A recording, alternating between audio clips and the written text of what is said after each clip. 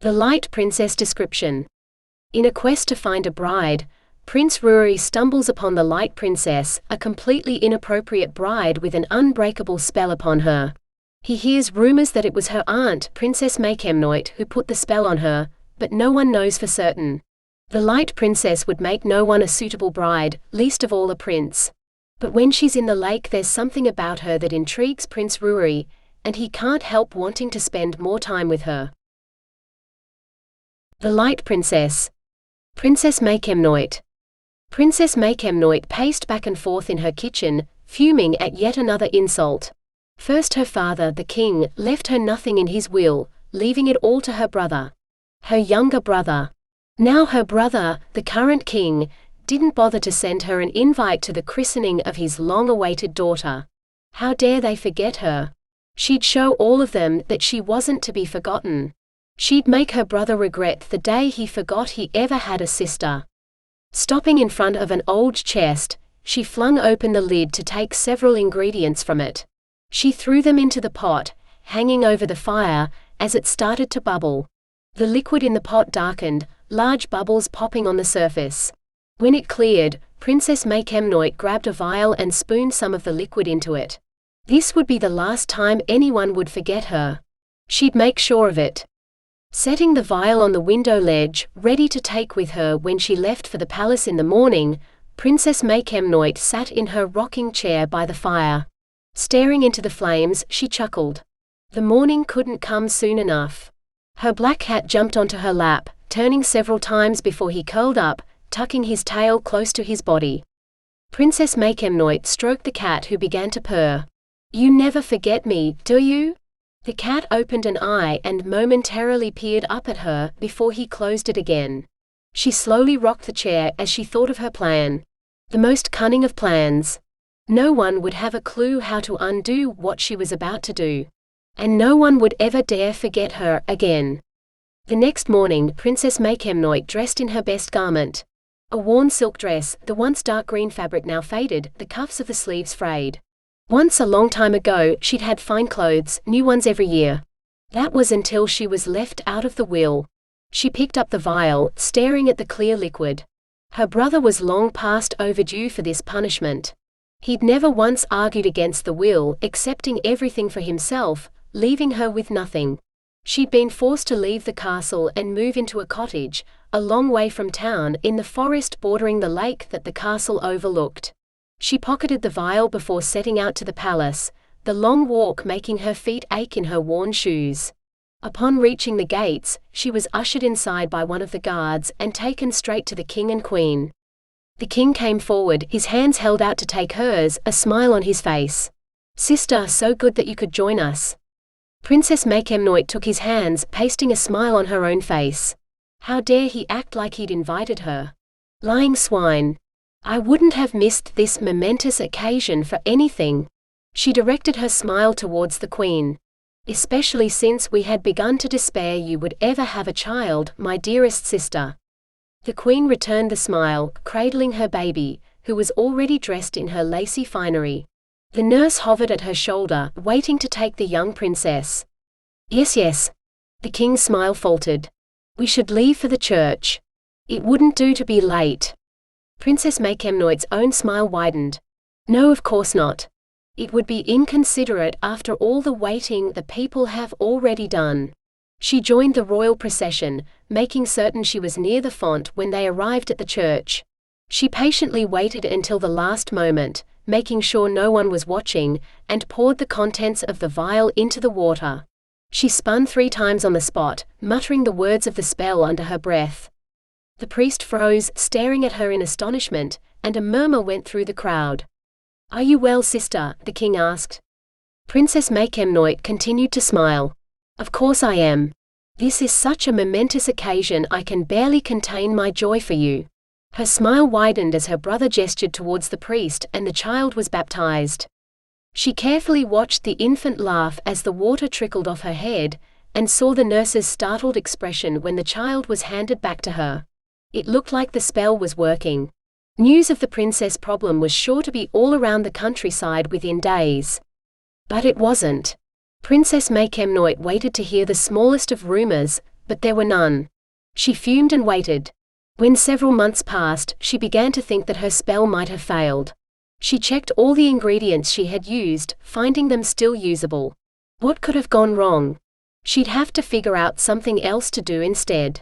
But that had been her best spell, the most powerful one she knew. Obviously, she needed to learn more spells. Powerful ones that no one could undo. Several days later, her brother came knocking on her door.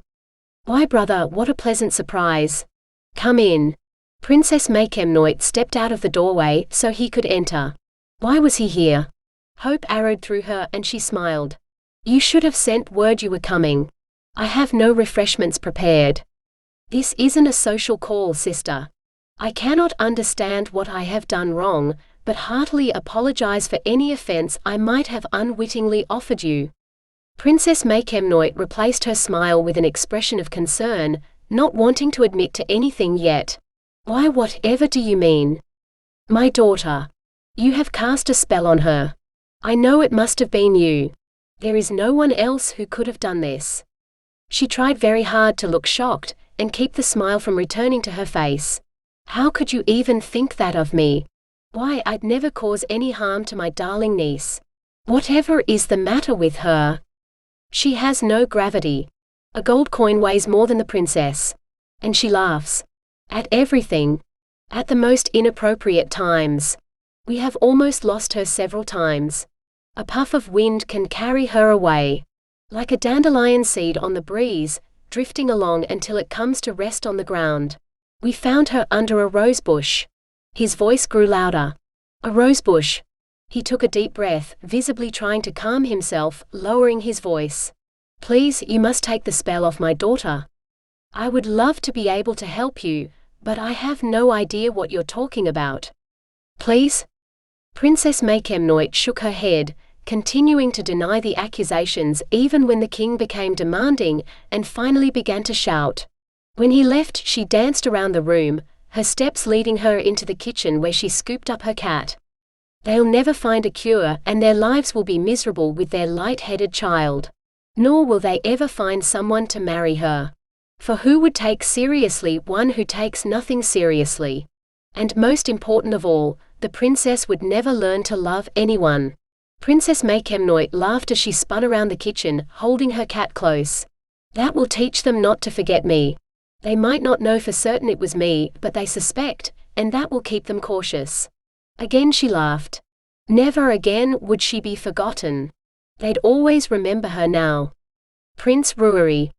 Prince Ruairidh mounted his horse, trying to make his smile contain at least some of the friendliness of the smiles directed at him. But he couldn't match the cheerful grins of the princess and her parents, who waved enthusiastically to him. Once he was astride his horse, he sent one more smile in their direction, gave them a half-hearted wave and rode towards the gates, his entourage following him. Why couldn't he have been born a merchant's son? He'd met several merchants' daughters that had more than their looks to recommend them.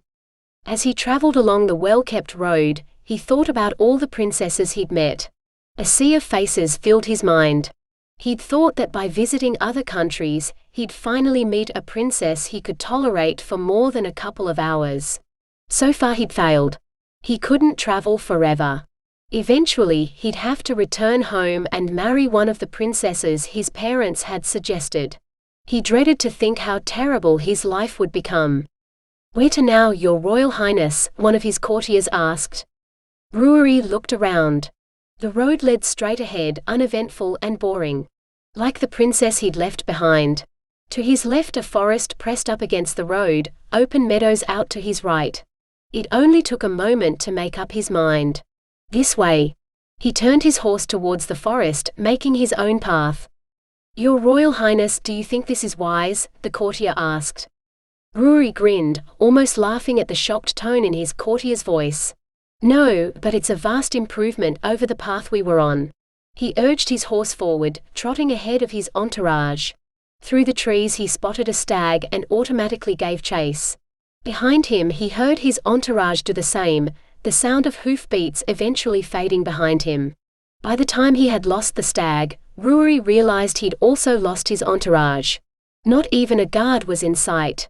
He was alone for the first time in his entire life, and it actually felt good. Ruairidh chuckled as he thought of his entourage frantically searching for him.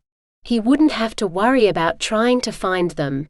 Eventually they'd find him. He continued through the forest, the shadows lengthening as the day drew to a close. Ahead of him he saw a light and rode towards it, finding a cottage nestled amongst the trees. Dismounting, he knocked on the door.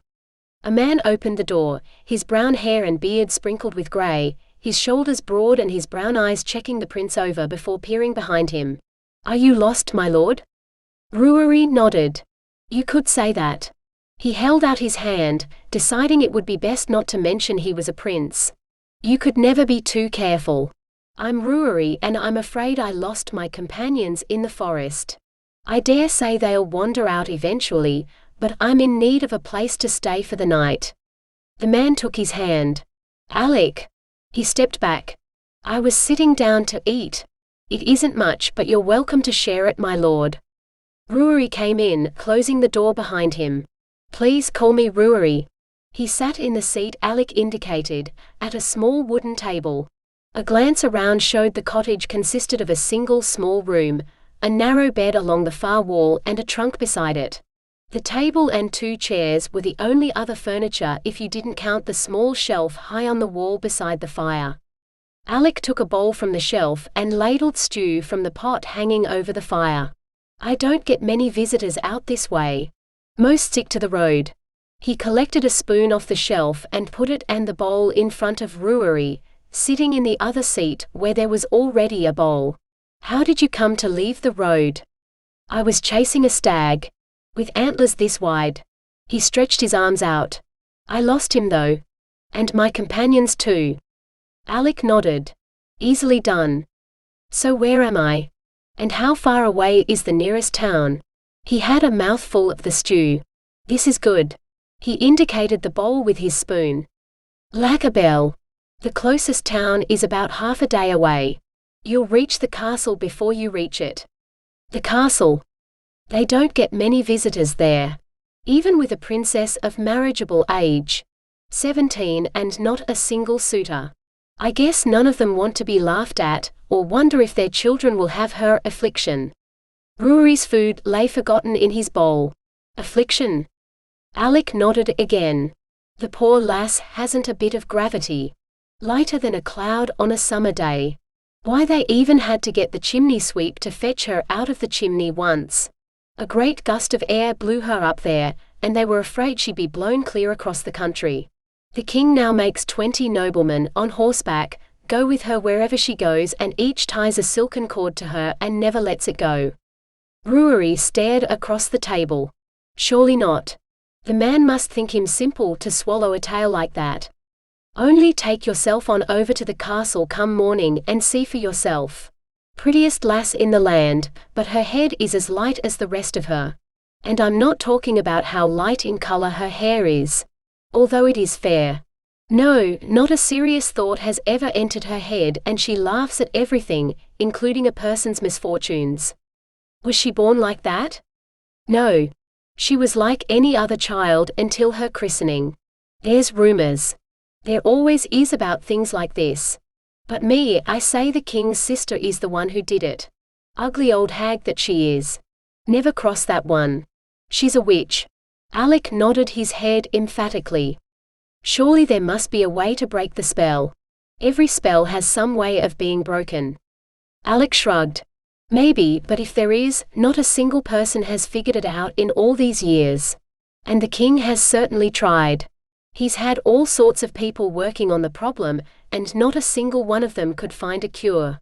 He shook his head. "No. The lass will be like that for the rest of her life.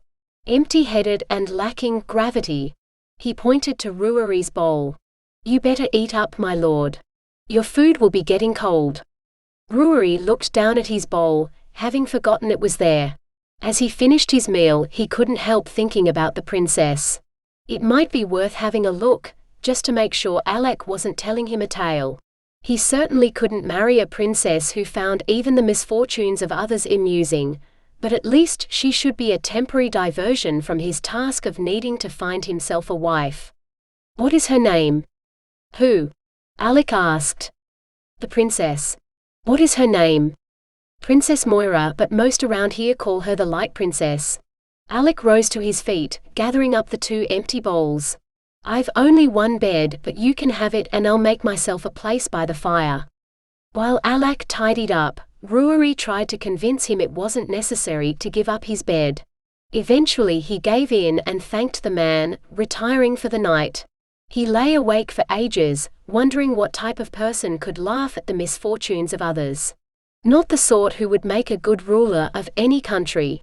He hoped the king and queen had more than the one child, or their country would be in trouble when neither of them were no longer around to run it. After a breakfast of porridge the next morning, Ruairidh went hunting with Alec, wanting to help out in exchange for the food and warm bed. It wasn't until afternoon that he swung up onto his horse and set out for the castle.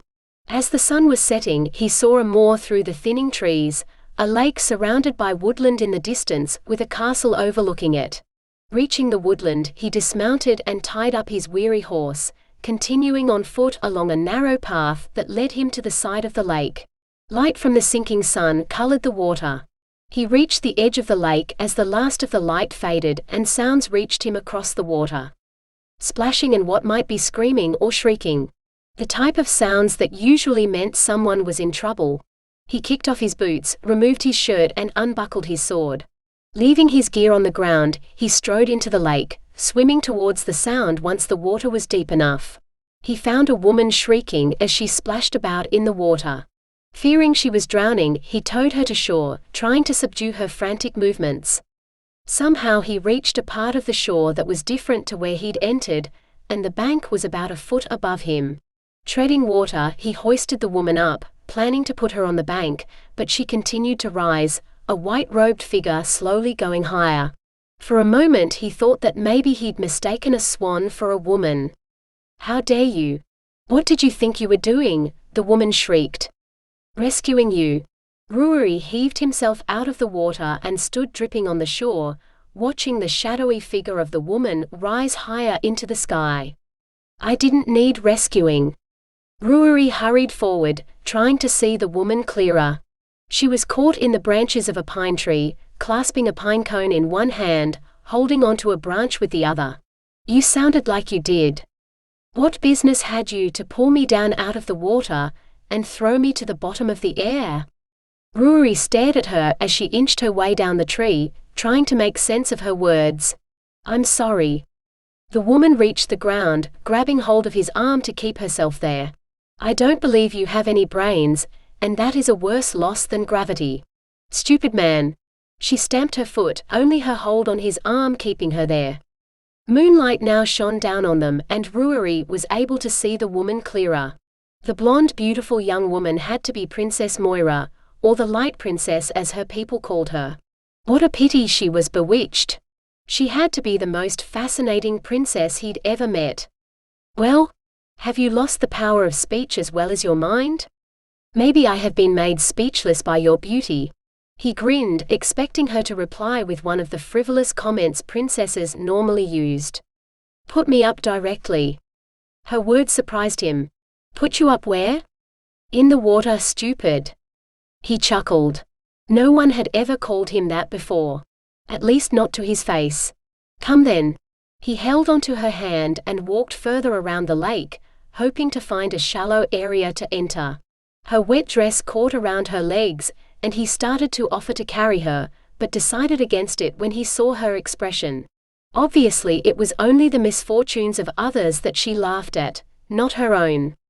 The further they traveled around the lake, the longer the drop into the water became, until it was at least 25 feet down. Ruairidh stared at the moonlit dappled water below them. "How am I to put you in?" "That is your business," she snapped. "You took me out, you put me in." He could think of only one method. "Very well." He caught her up in his arms and leapt over the edge. The princess gave a shriek of laughter, before the water closed over them. When they surfaced, she was gasping for breath, but grinning. Ruairidh grinned back at her. "How do you like falling in? Is that what you call falling in?"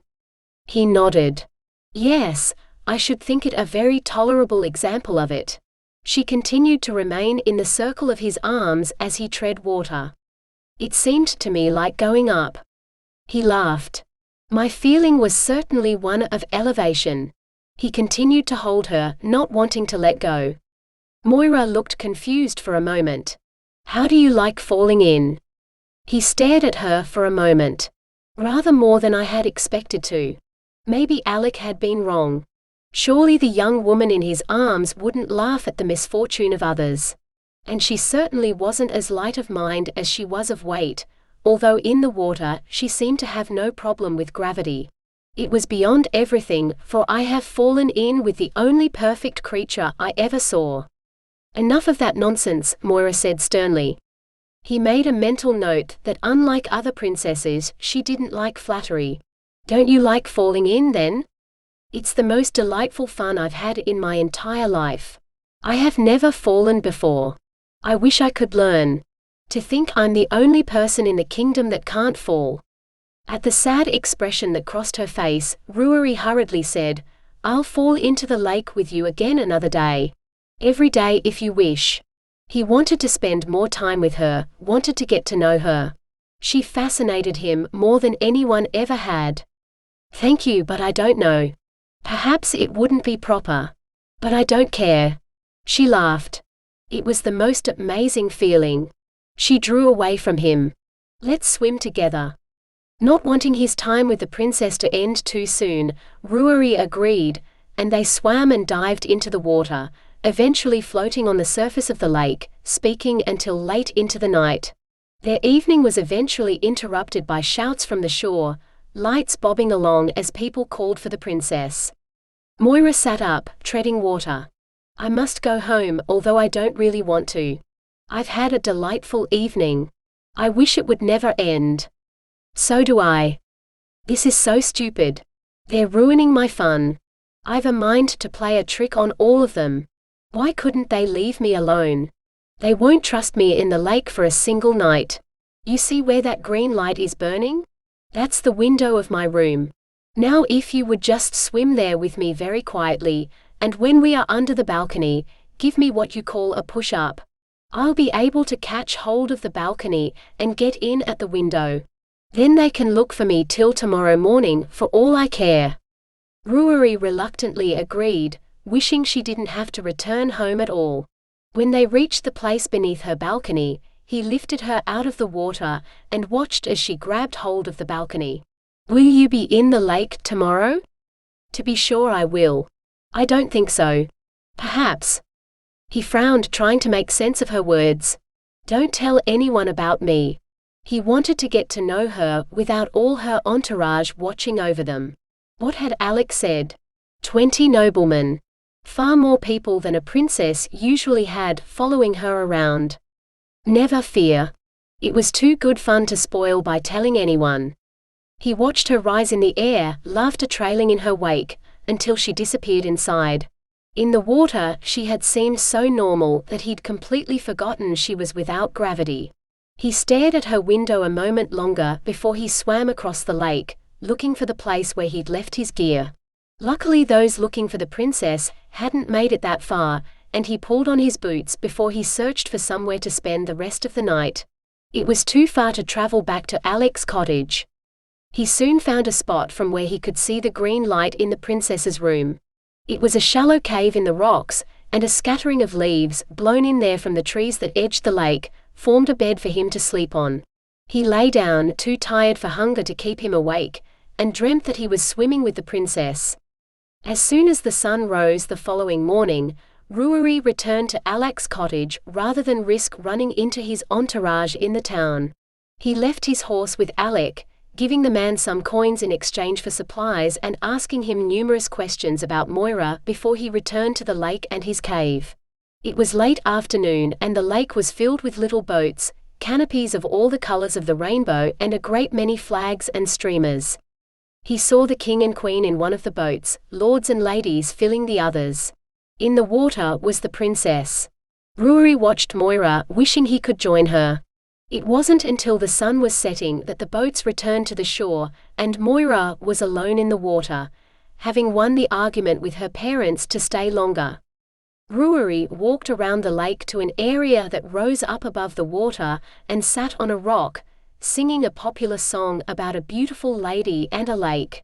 Moira didn't start to swim towards him until he'd nearly reached the end of the song. When she reached the edge of the lake, she tread water, looking up at him. He stopped singing to smile down at her.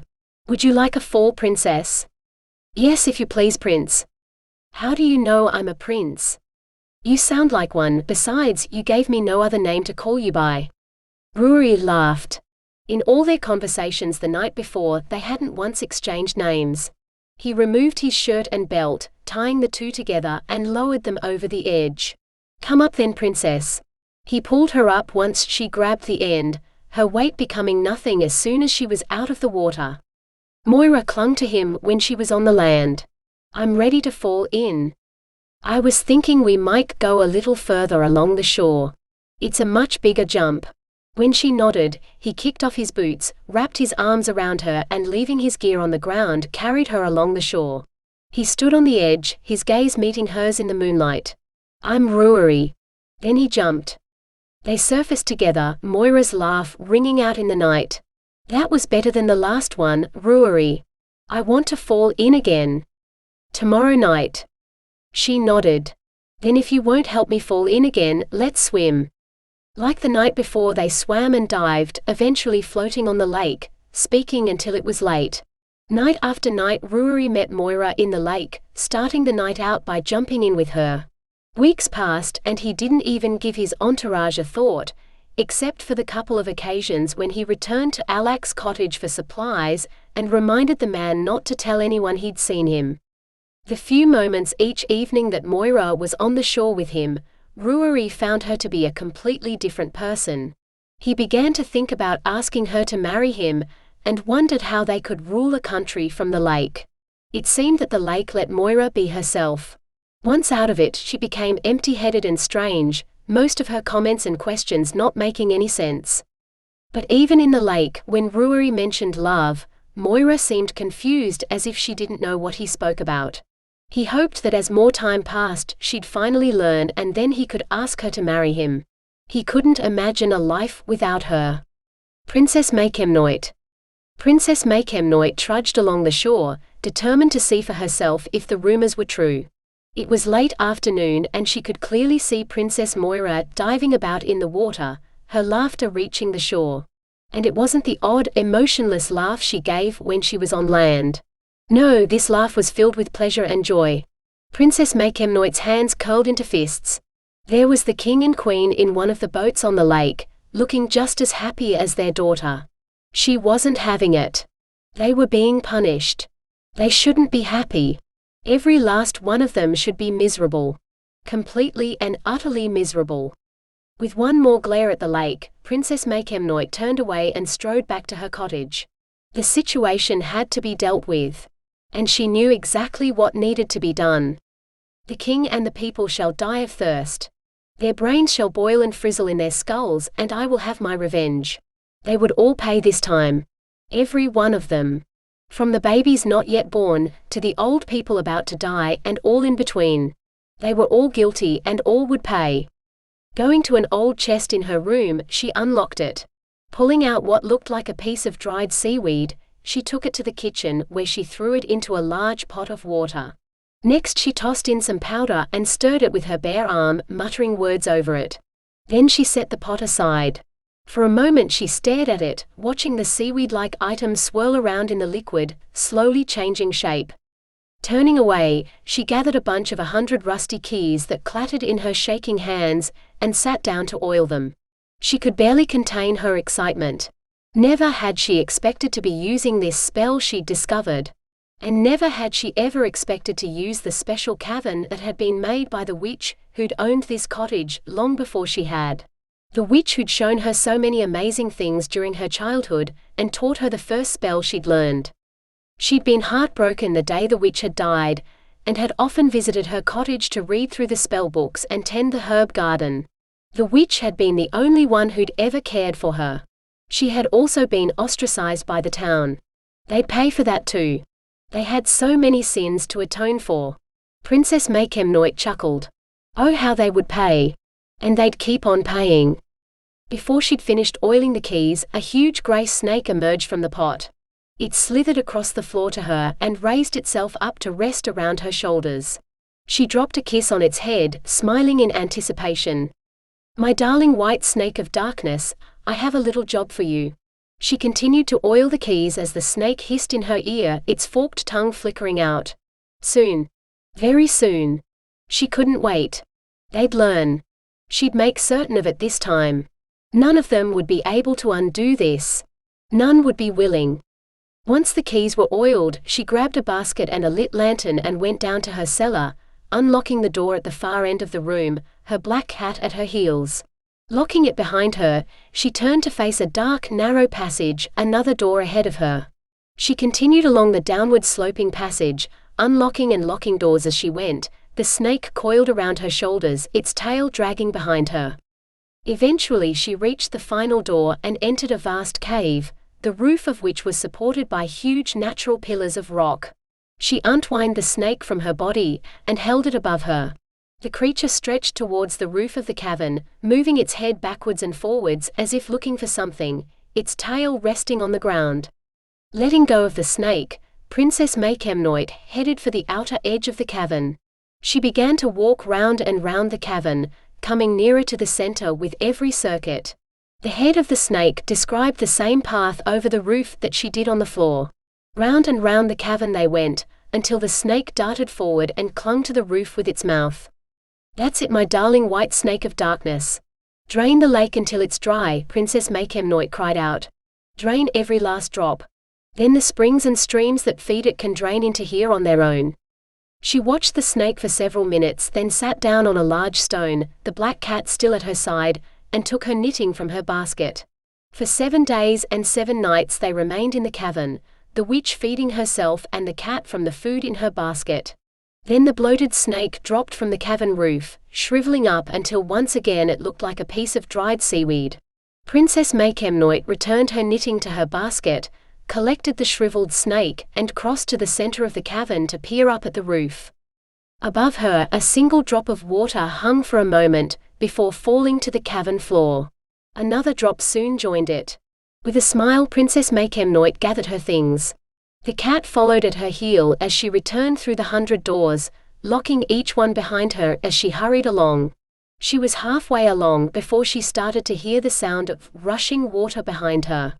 The drip had become a gush. Still smiling, she locked her cellar door, heading to her kitchen to drop exhausted into her rocking chair. Tomorrow she'd see what the lake looked like. For now she needed to rest. Her cat jumped up on her lap and began to purr when she patted him. They'll learn. All of them. The cat purred louder as if he agreed. Princess Makemnoit drifted off to sleep in front of the fire, woken by the morning light coming in the kitchen window. She shooed the cat from her lap, and after breakfast, walked to the lake to check the level of the water. It wasn't enough. The streams that fed the lake were keeping it from sinking too quickly. She had to stop them. Returning home, she took some of the water in which she'd revived the snake, put it in a bottle, and set out accompanied by her cat. By the early hours of the morning she'd walked around the lake, muttering the words of her spell as she crossed every stream, casting some water from her bottle into it. Half the night she'd had to endure the laughter of Princess Moira, and that of some unknown man as they played in the lake. She gritted her teeth, relieved when the princess returned to her room and the man left. Soon, very soon, they'd learn not to forget her. This time she'd make it impossible for them to forget her. When Princess Makemnoit finished her circuit of the lake, she said the final words of the spell and flung a handful of water towards the setting moon. She felt all the springs in the country cease to bubble and, cackling, headed for home. By nightfall the streams would stop running and the lake would drop even faster. Princess Moira would have nowhere to swim and have to spend her every moment empty-headed and lacking in gravity.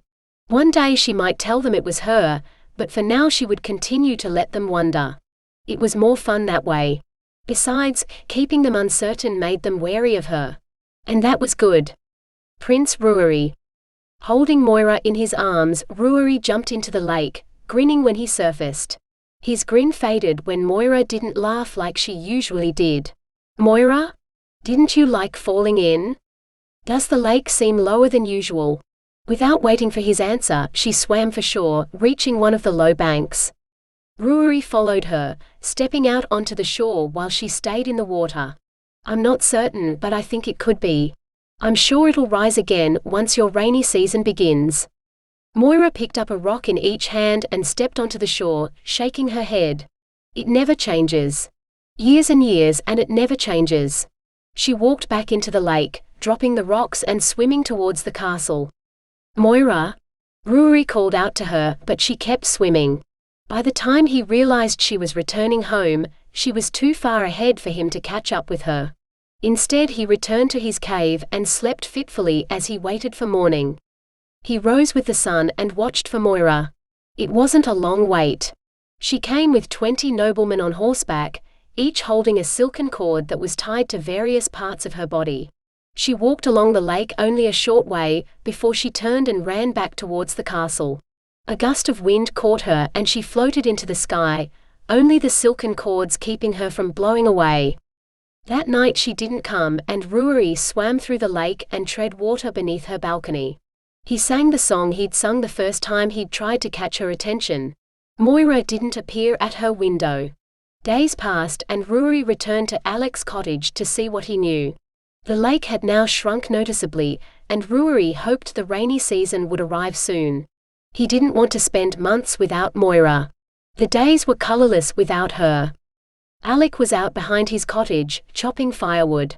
He paused in the task when he saw Ruairidh, leaning on the handle of the axe, the head resting on the chopping block. "I was wondering when I'd see you. I hear your princess is likely to go mad."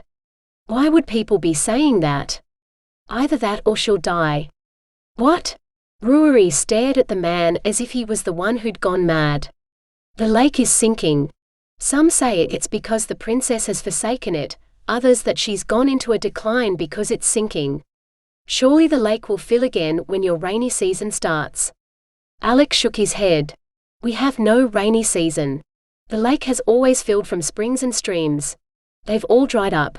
It's the first time that anyone can recall this happening. The lake is sinking and it'll soon be dry. People say it's the witch again, but she denies it. Someone has to be able to do something. What about the king? Isn't he worried about his daughter?" "Of course he is. But what can he do? He sent out a proclamation that he'd handsomely reward anyone who could solve the problem, but no one's come forward. Do you know how to make springs bubble up again?" "No. But there has to be something." He tried to think of what could be done. He drew a blank. Moira must be frantic. She lived for her moments in the lake. And not only that, she wasn't herself when she was on the land. Alec shrugged. "There's a hermit up in the hills you could see. The wisest man I know of. But you might want to go soon. They say she just lies there, fading away like the lake. Hasn't even shed a tear. You'd think she'd at least shed a tear. But she doesn't laugh anymore either. Now everyone thought that'd be a good thing with how she laughed at even misfortune, but I hear it's a sadder thing that she doesn't laugh at all." He had to do something. He couldn't let her fade away with the lake. "Can you tell me where to find the hermit?" "I'll draw you a map." When Ruairidh had the map tucked away in his coin purse, he headed for the castle.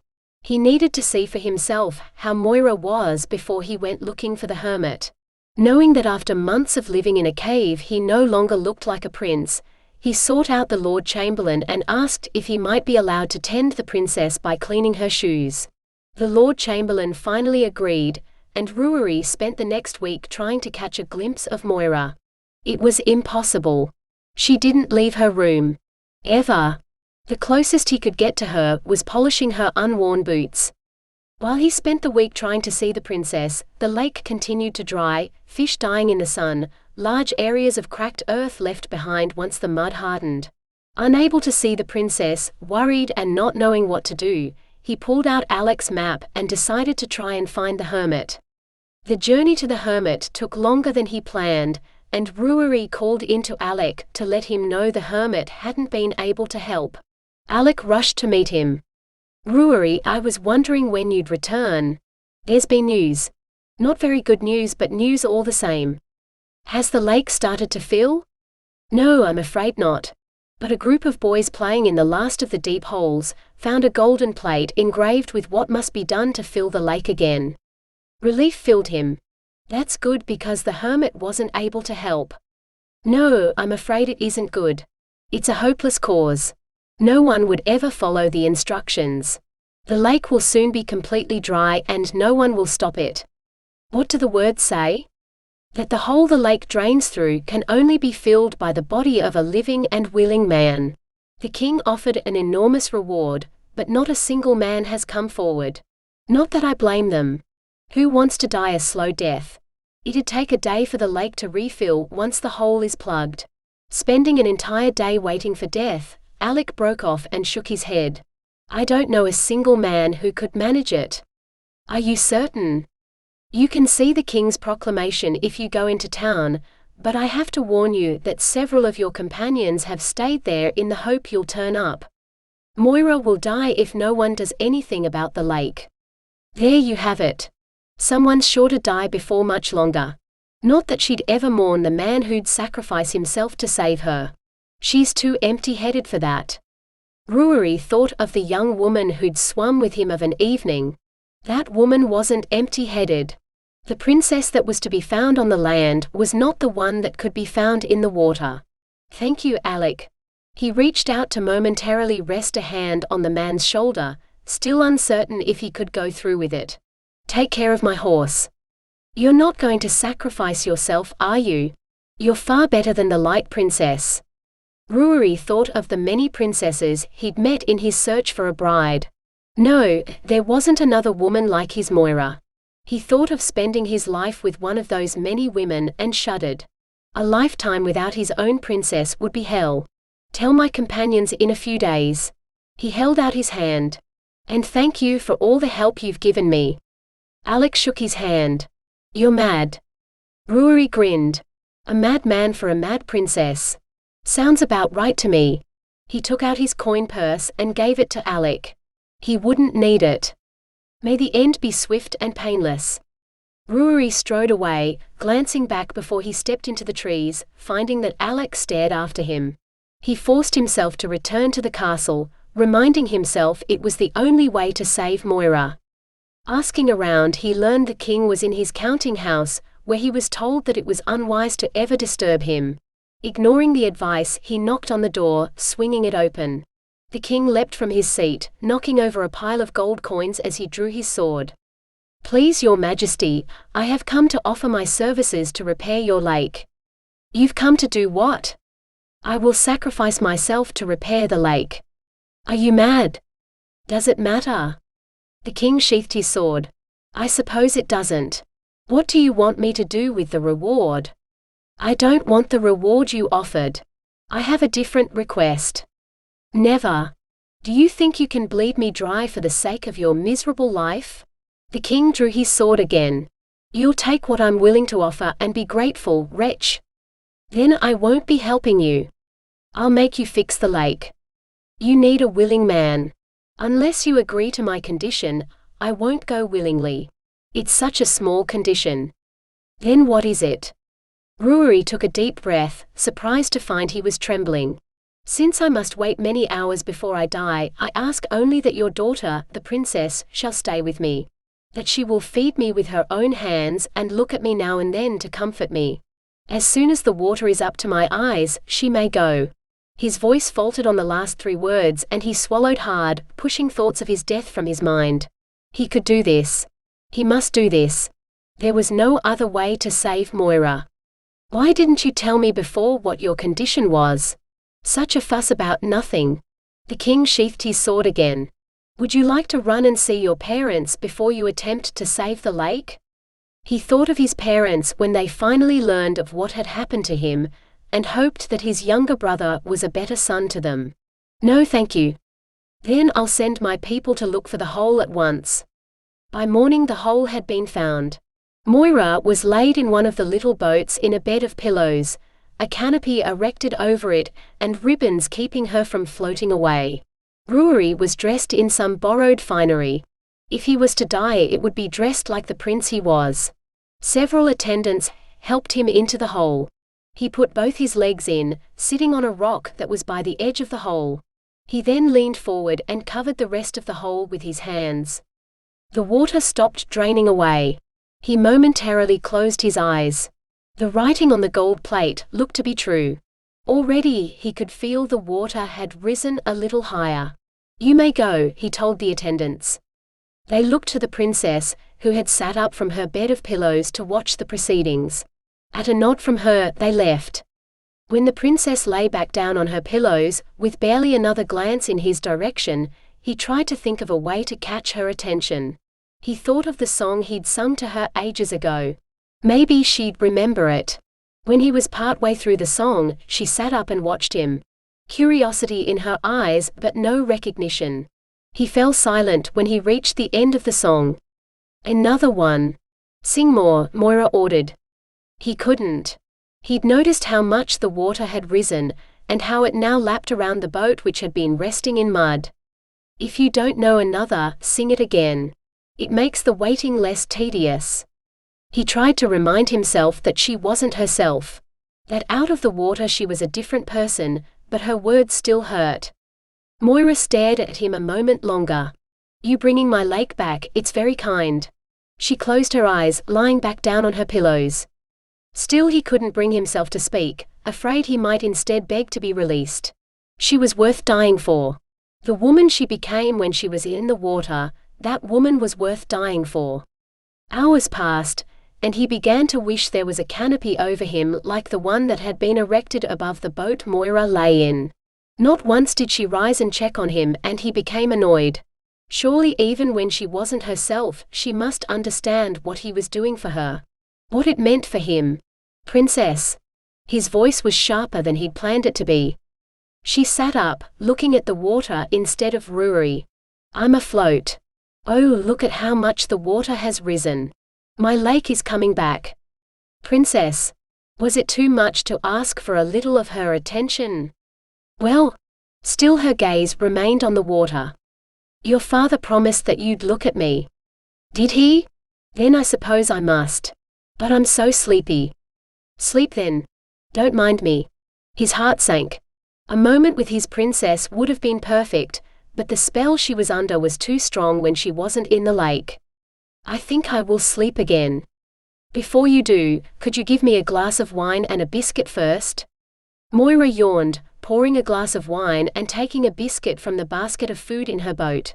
Leaning over the side of the boat towards him, she stared at him.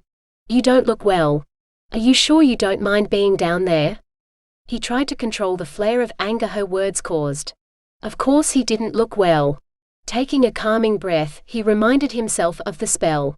"I am fine, only I'll die before I'm of any use to you, unless I have something to eat." "Here then." She held out the wine and biscuit to him.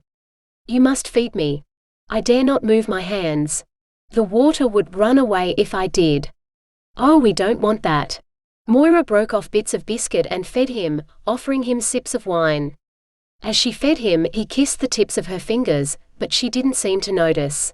A single moment with his Moira. Just one moment, that was all he wanted. But it looked like his wish would remain unfilled.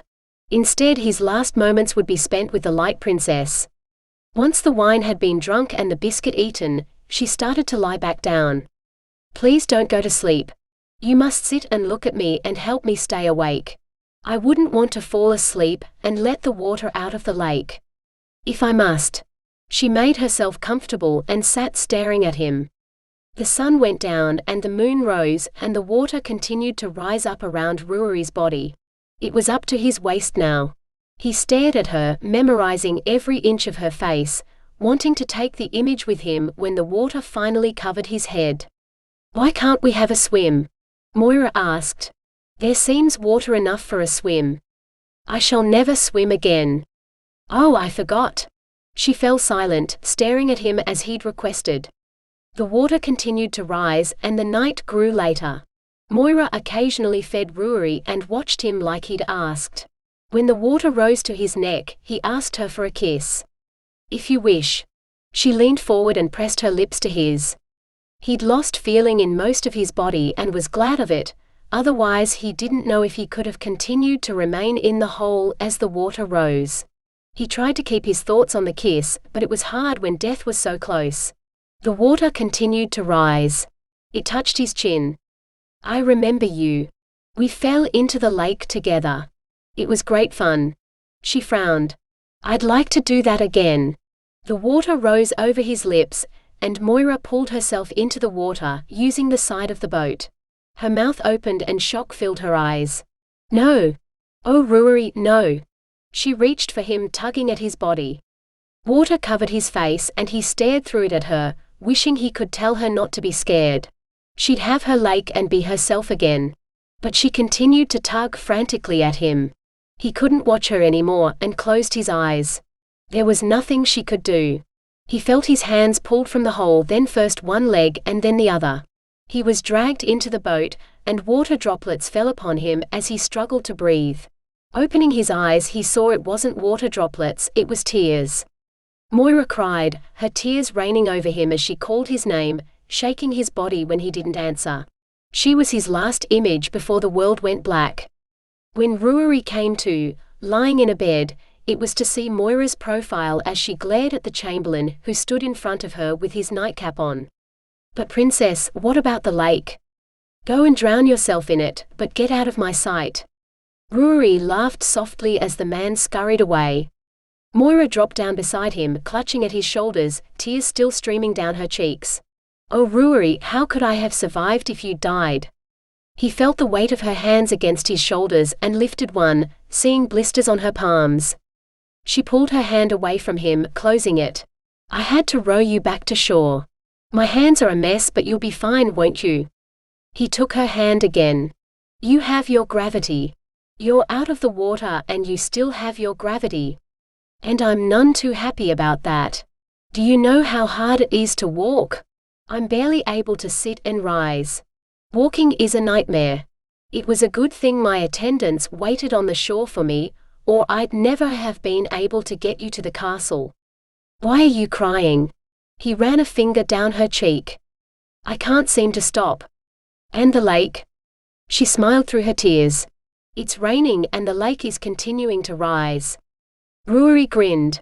I was worried all those hours I spent blocking the hole were for nothing. Forget the lake. How could you have even thought I'd prefer a lake to you? He laughed, drawing her close. The spell is broken. You're on land and yet you're still you. He tried to hold back the words that he'd wanted to speak for so long, but it was impossible. Moira, will you marry me? Her laughter filled the room. And everyone says that I'm the one who's inappropriate. Couldn't you have waited until you were well and I'd learned to walk so we could do it properly? Not at all. Still grinning, she nodded. I'm glad. So what is your answer? Of course it is yes, you stupid man. Before Ruairidh could reminisce about the first day they'd met, a servant burst into the room. Your Highness, we've just had news. Princess Makemnoit's house has collapsed in upon itself, and there's now a stream leading from it to the lake. I'm afraid she was in her house when it happened. We think it's from all this rain we're having. We've never seen the like of it before. Ruairidh was relieved. Maybe she hadn't been the one to bewitch Moira, but most people thought she had. Now she wouldn't have the chance to ever bewitch anyone again. He thought of Alec, his entourage still searching for him, and his parents. He'd have to send news to each of them about his own whereabouts. But for now he had other things to focus on. You may go, Moira said to the servant. But the servant began.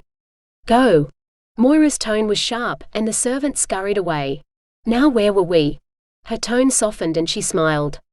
I believe we were talking about the future. The future. How good that word sounded. No, I believe the talking was done and you were about to seal our betrothal. Ruairidh laughed. His arms tightened around her as his lips met hers. It was far better than the kiss he'd shared with her while she'd still been under the spell. This time she had her gravity and didn't feel like she'd float away at any moment and be lost to him forever. Now she felt like she'd stay.